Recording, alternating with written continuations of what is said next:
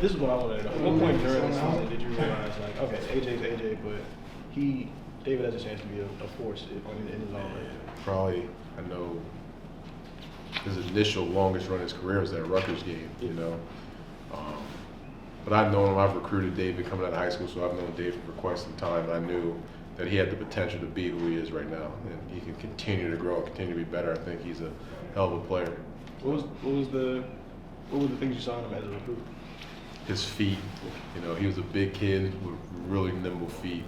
And I saw him play basketball, so he was athletic. He can change direction. Like for his size to do what he does, you know, it's incredible. How do you?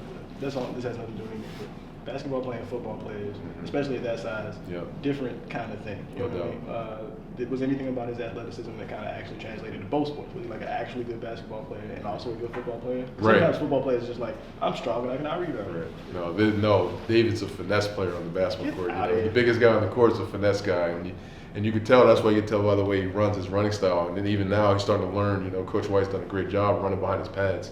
You know, he's 240 plus pounds. You know, running people over and also making people miss. If in David's case, if there's a guy, if you're recruiting a guy and you know he's like, hey, there's AJ right there, and he just did all these things or whatever, how do you kind of convince him that, like, no, it's not that you're going to be behind him, you guys will be compliments? Right. I mean, you know, in our style of offense, you know, right now, we run the ball, so you need multiple guys. You can't just rely on one guy. And David's been a huge help for that reason, you know what I mean? And taking on, you know, some of those carries, you know, and giving AJ a little bit of a rest and not getting too banged up. And David's proved, obviously, to be extremely worthy of that. And you know, we've been excited to get him the ball. Like I said, he's rushed for, you know, 800 plus yards, averaging 5.8 yards a carry. I mean, that's awesome. You know, you got one guy rush for over 1,000, another one for 800. It's pretty good. I think Ben talked about this. What is it now? 3 weeks ago. This last time we talked, but he was saying, and you mentioned it yesterday, just the way the receivers themselves are kind of rallying around. You take an interim job, but how have you seen them kind of like step into that? Kind of like want you to succeed and push and making sure that the atmosphere is kind of. I mean, that's probably a question for them. I can't speak for them. Those are my guys, though. They know we're like family and been building that since they've been in the room. So, I mean, they could probably elaborate more on that thought. Fair enough.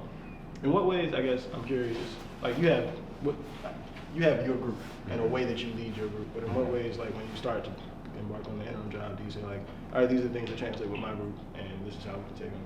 Biggest thing that I always say to my guys, and they'll tell you, the first thing I always say is stick together.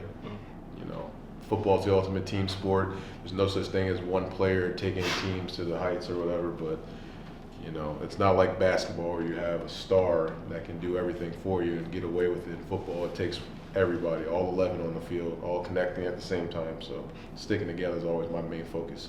I was just curious about Raym. He's an Alabama guy. Yep. I'm not sure how much you get on that side of the ball. I know you're popular, so you probably talked to him a little bit.